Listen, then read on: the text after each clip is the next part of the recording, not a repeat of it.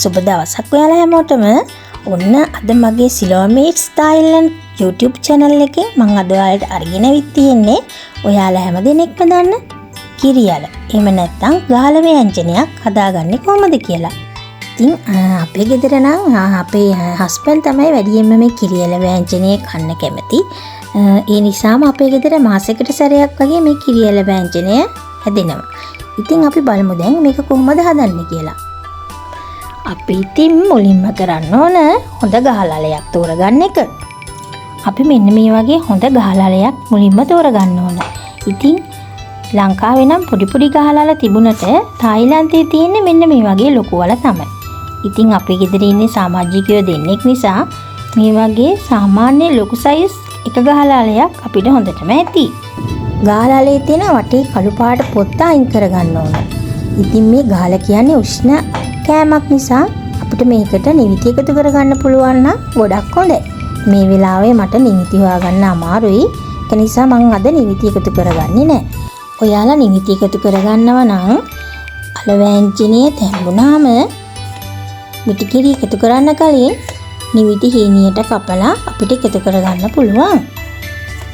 ඉතින් අපිට දැන් මේ අල ව්‍යංජනය හදාගන්න තව පොඩි පොඩි දේවල් ටිකක් අවශ්‍ය වෙනවා. ඒව තමයි ලූණු, සුදු ලූණු, රම්පේ, කරපිංචා, අමමිරිස්. අපි මේකට අන්තිමට තෙම්පරාදුවකුත් දානවනේ. ඒකටත් මේ ජාතිම හීනියට ලියා ගන්න ඕන. තව අපිට 3-5 ජාතිත් අවශ්‍ය වෙනවා.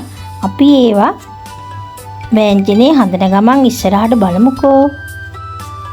ඉතින් මෙන්න මේ වගේ දැන් අපි වටේ තියෙන පොත්ත හොඳින් ඉවත් කර ගන්නවා.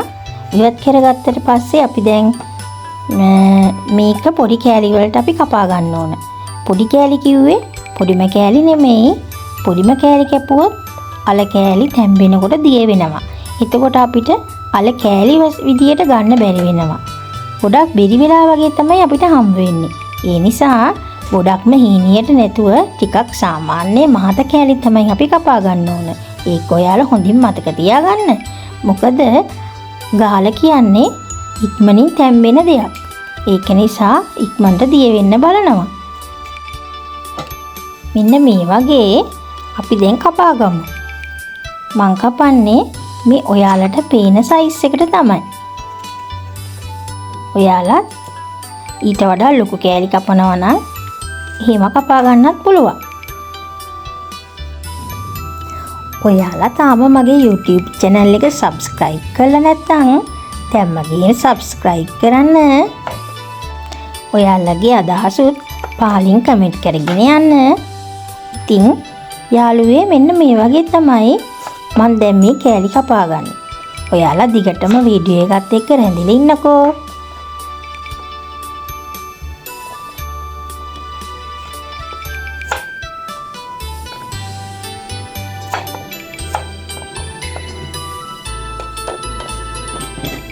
මේ මගේ channel එකේ යන සිලෝමීට් ස්ටයිල් මගේ YouTube channel එක ඒක යන දෙවෙනි වීඩියෝ එක. මං ඉදිරියටත් බලාපොරොත්තු වෙනවා මේ වගේ වීඩියෝ අරගෙන එන්න.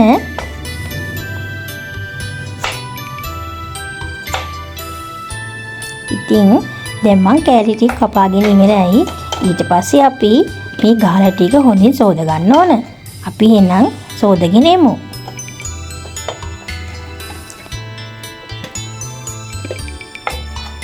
මේ තියෙන්නේ කපාගත්ත කෑලි ටික. දැන් අපි සෝදගෙන ආවා. ඊට පස්සේ අපි දැන් අපිට ඕන ලූණු, සුදු ලූණු, රම්පේ, කරපිංචා, අවමිරිස් ඒ ටික අපි හීනියට ලියාගමු. අපි දැන් මේ වෙලාවේ හීනියට මේව ලියාගත්තට පස්සේ තෙම්පරාදුවට අවශ්‍ය ටික වෙනම වෙන් කර ගන්නත් ඕන. දැන් අපි ඉස්සෙල්ලා මේ ටික ලියාගමුකෝ. දැන් මම මුලින්ම ලියාගන්නේ රට ලූණු.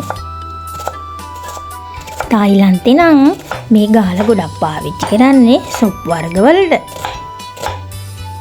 අපිට මේ වෙනද පොළවල් වලින් අවුරුද්දේ සෑම දිනකම මේ ගහලා අපිට මිලදී ගන්න පුළුවන්.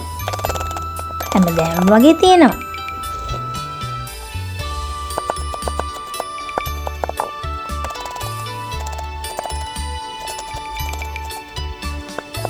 ඉතින් මේ ටික මම දිගාතට ලියාගෙන අයිමත් හීනියටත් ලියා ගන්නවා.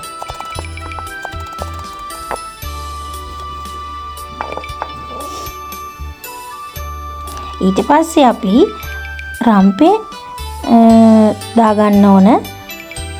රම්පේ අපි දාගන්නකොට තැම්බෙන්න දාන්නේ ටිකක් ලොක් කෑලි කපලා ටෙම්පරාදුවට විතරක් හීනියට අපි ලියාගමු.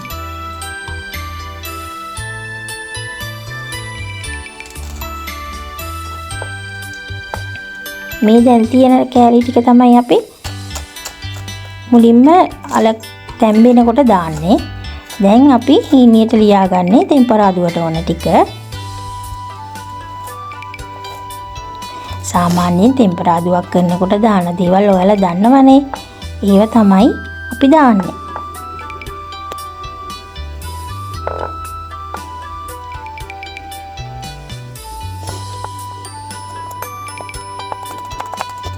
ඊට පස්සේ අපි සුදු ලුණුත් ලියා ගන්නවා.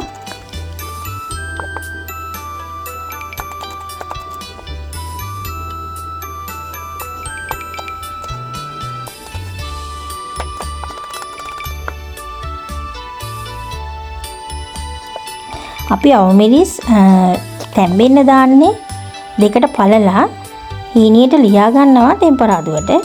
කරපුංචත් ඒ වගේ තමයි. හීනියට ලියාගන්නේ ටෙම්පරාදුවට. අපි දැන් ටෙම්පරාදුවට අවශ්‍ය ටික වෙනම වෙන් කර ගන්නවා.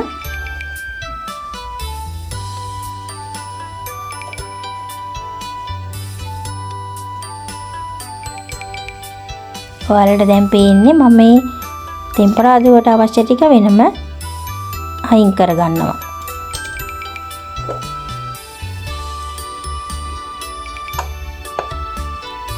දැන් අපි ගාල වෑංජනය හදන්න පටන් ගමු. ඉතින් දැන් අපි මේ ගාල වෑංජනය හදන්න අපිට අවශ්‍ය ප්‍රමාණය වළඳක් අරගෙන ඒකට මේ ගාල ටික දා ගන්න ඕන. ඊට පස්සේ අපි දැන් අර කපාගත්ත ලූණු, සුදු ලූණු, රම්පේ, කරපිංචා, අවමිරිස් මේකට එකතු කර ගන්නවා.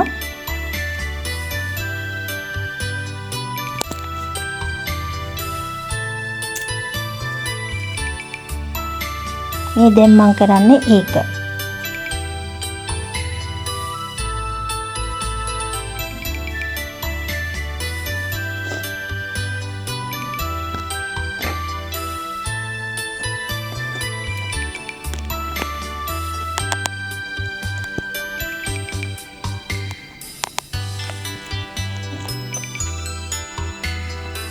ඊට පස්සේ අපි මේකට කහ එකතු කර ගන්නවා.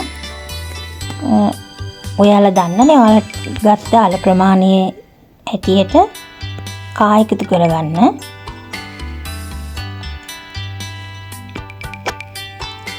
මේ තමයි ඉතින් මම උයන විදිය. ඔයාලා මීට වඩා වෙනස් විදියකට උයන්න පුළුවන්. දැන් එකතු කරන්නේ මම අමුතුන පහ. අවශ්‍ය ප්‍රමාණයට අමුතුන පහ එකතු කරගන්න. ඊට පස්සේ අපි කුරුඳු එකතු කරගන්නවා.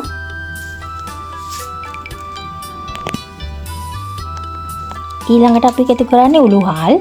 කිරියලවලු හදන ඕනම දෙයකට අපි උළුහාල් එකතු කරගන්න අවශ්‍යයි. ඒක ඔයාලා දන්නවා ඇති. අපි ඊළඟට රස අණුව ලුණු එකතු කරගමු.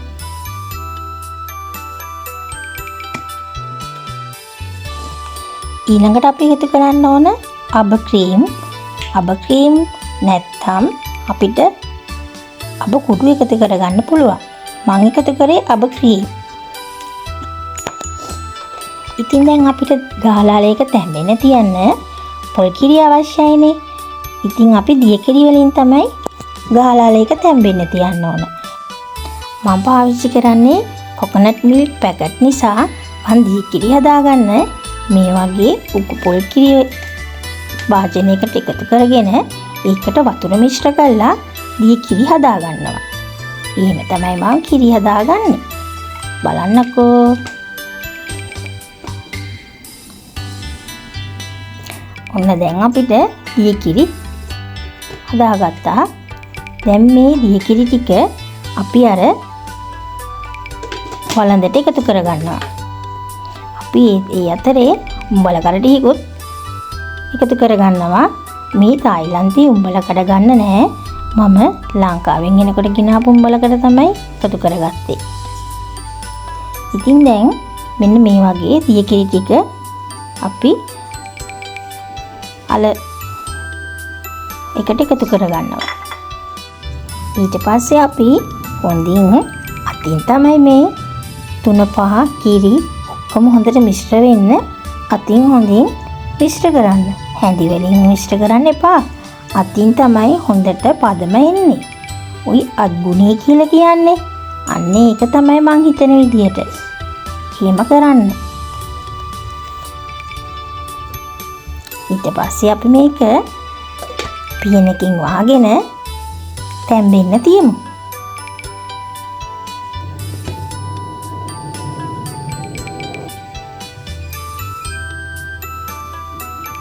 අපි මුලින්ම අල ටික තැම්බ ගන්න රස්නිය ටිකක් වැඩියෙන් තමයි තියන්න ඕන. අල ටික තැම්බුණාට පස්සේ අපිට ගින්දර පාලනය කරගන්න පුළුවන්. ඉතින් දැන් මේ ටික වෙලාවක් ගියාට පස්සේ හොඳින් දැන් අල ටික රත් වෙලා තියෙන්නේ. තාම අල තැම්බිලා නැහැ. අපි තව ටිකකින් බලමුකෝ.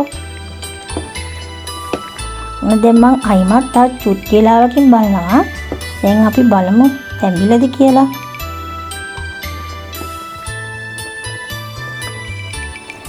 තාම තැම්බිලා නැහැ. අපි දැන් අයිමත් වහලා තියෙනවා.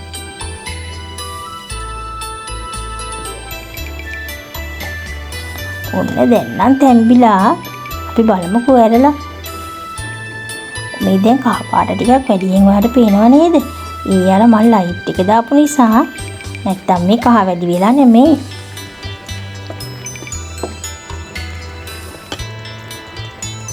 දැන් නම් ඔයාලට පේනවා ඇති. දැන් අල කෑලි තැම්බිලා තියෙන්නේ. අපි දැන් මේ වෙලාවේ මිටි කිරි තමයි එකතු කරගන්න ඕන.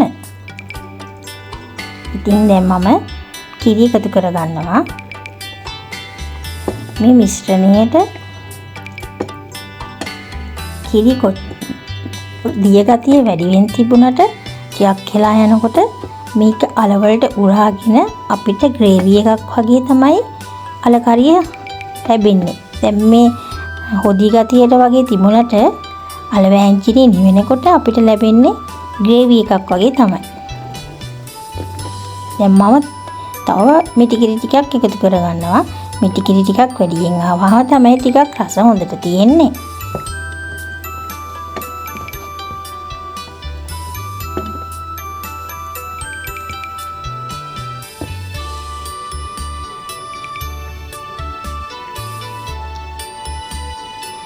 දැන් හරි. දැන් මිටි කිරි දාපු ටික රත් වෙනකන්, ඒ කියන්නේ මිටි කිරි ටික මෙන්න මේ වගේ නටනකන් ටිකක් තියන්න ඕන. දැන් අපි තෙම්පරාදුවට ලෑස්ති වෙමු. දැන් මේ අල කරිය අපි වෙන භාජනයකට මාරු කරගෙන මේ වළඳෙම තමයි තෙම්පරාදුව හදාගන්නේ. භාජනය සෝදන්න අවශ්‍ය වෙන්නේ නැහැ. ඉතින් දැන් අපි මේකට පොල් තෙල් ටිකක් එකතු කරගන්න ඕන. මේ මන් දාන්නේ පොල් තෙල් එක හොඳින් රත් වෙනකන් අපි තියලා හොඳින් රත් වුණාම අපි මුලින්ම එකතු කරන්න ඕන අබෑට. අබෑට ටික පුපුරනකොට උළු වාල් ස්වල්පයක් එකතු කරන්න ඕන. ඊට පස්සේ අපි ඉස්සෙල්ලා වෙනම තියාගත්තනේ රම්පේ කරපුංචා, සුදු ලුණු, අවමිරිස් ඒ ටික එකතු කරගන්නවා. ඒ එකතු කරන ටික මගේ අතින් වීඩියෝ වෙලා නැහැ. මේ දැන් තියෙන්නේ ඒ එකතු කරගත්තට පස්සේ දැන් මෙන්න මේ වගේ රන්වන් පාටින් බෙද ගන්න ඕන. අපි දැන් මං ලුණු තමයි එකතු කරගත්තේ. තෙම්පරාදුවකට අපි ලුණු චුට්ටක් එකතු කරගන්න අත්‍යවශ්‍යයි. එතකොට තමයි තෙම්පරාදුව රසවත් වෙන්නේ. ඕනම තෙම්පරාදුවකට අපි ලුණු එකතු කරගන්න අමතක කරන්න එපා. දැන් මම මේකට එකතු කරන්නේ මිරිස් කෑලි ස්වල්පයක්.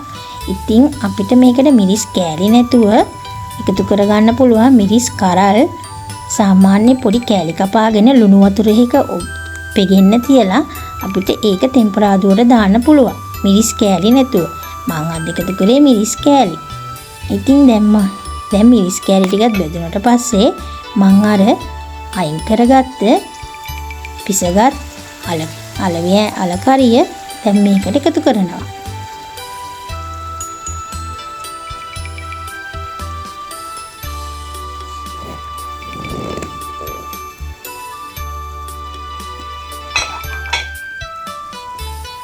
මේ වෙලාවේ හොඳ සුවඳක් තමයි තියෙන්නේ.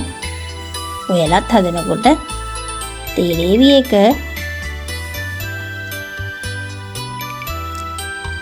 දැන් නම් හොඳ පදමට තමයි ඇවිල්ලා තියෙන්නේ. අපි දැන් මේක ලිපෙන් අයින් කර ගන්න ඕන. ලිපෙන් අයින් කරගෙන අපිට පුළුවන් මේකට දාන්න සුවඳ කුඩු, කළු කුඩු කියලා කියන්නේ. අන්න ඒව ටිකක් මේ අලකරිය උඩින් අපිට දාගන්න පුළුවන්. ඕනම කිරි එළවලුවක් හැදුවාම ඒ සුවඳ කුඩු එහෙම නැත්නම් කළු කුඩු අපි එකතු කරගන්න ඕන. දැන් ඉතින් ලිපෙන් ඉවත් කරගෙන කළු කුඩු දාන්නයි ලෑස්ති වෙන්නේ. මේ තියෙන්නේ සුවඳ කුඩු එහෙම නැත්නම් කළු කුඩු. අපිට ටොපින් එකක් වගේ මේක උඩින් මෙහෙම දාන්න පුළුවන්. එතකොට හරිම සුවඳයි වෑංජනේ. ඔයාලත් අනිවාර්යෙන්ම ගෙදර කළු කුඩු හදාගන්න. ඉතින් මේ දැන් තියෙන්නේ අපි දවල් කෑම ගන්න වෙලාවේ අපේ අලකරිය තිබුණු විදිය. ඉතින්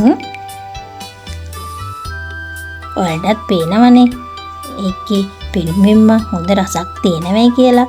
අපේ හස්බන්ඩ් නම් හරි ආසාවෙන් තමයි මේ අල වෑංජනය ගන්නෙ. එයා කියන්නේ හරි රසට මම හදනවා කියලා. ඉතින් ඔයාලත් ඔයාලගේ ගෙදර ඉන්න සහාජිකයන්ට මේ වගේ කිරියල එහෙම නැත්නම් ගහල වෑංජනයක් හදලා එයාලත් එක්ක රස බලන්න.